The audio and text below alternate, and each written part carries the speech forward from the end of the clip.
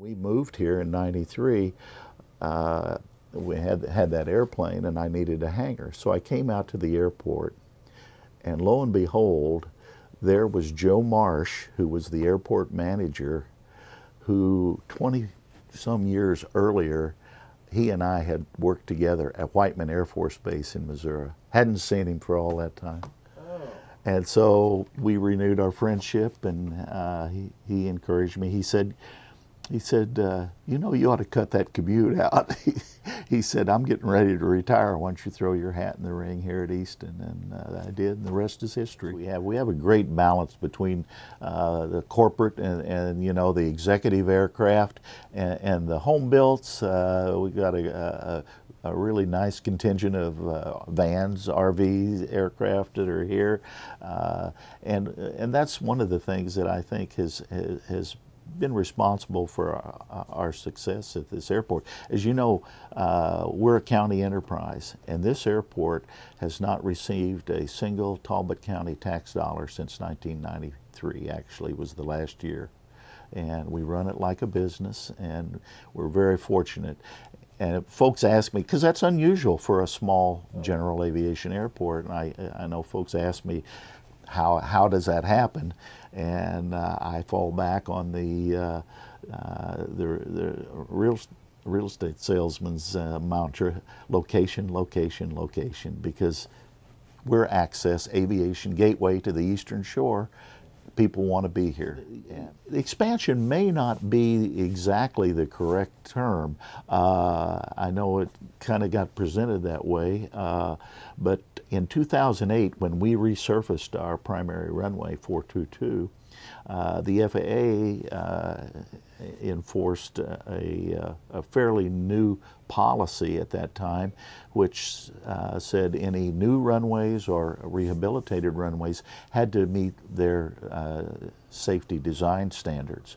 And what that meant, if you've been parked up here at Black Dog and 50, we had to displace the threshold in order to provide for the safety. You lose under 5,000 feet. Well, a good example would be NetJets. They stopped bringing their Gulfstreams in, the G5s in. The thing that they're facing is an operational capability. Jet aircraft have to comply with accelerate stop.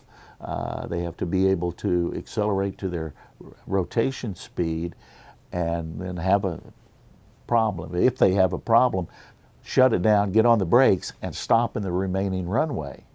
And you can imagine with losing that extra 800 feet, it just reduced their accelerate stop distance, especially in the summertime. And the way they compensate for that, they have to either reduce their passengers or their fuel load, and that affects their capability to, you know, fly where they want to go. Would there ever be a time where there could be commercial flights? And never say never at an airport. But several years ago, an operator, Cape Air, came and looked at us. They did a market study and came up with that they couldn't make it economically feasible here.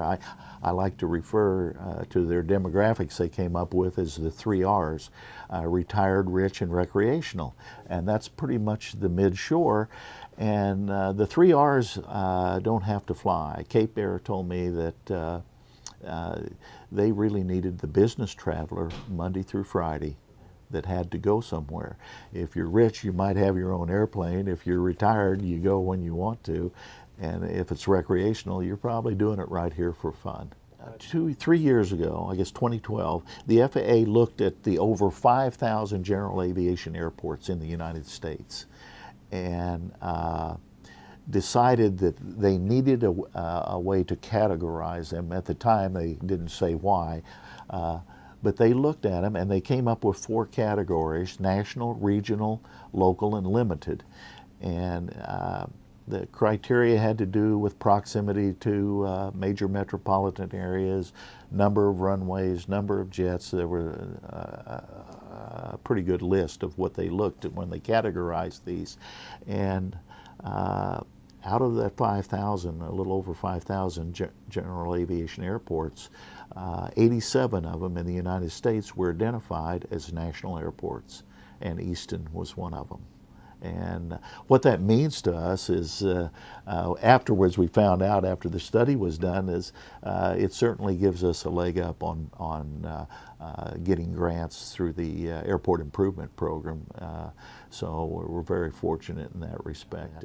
The other thing that I would maybe like folks to know is that I just got the economic impact study that Maryland Aviation Administration sponsored. It was, I guess, done in 2012, and then they just released this one. And our economic impact to the community, the mid-shore here, is 483 jobs at the airport. 274 actually work here. But they're looking at direct, induced, and indirect. It was 483 jobs.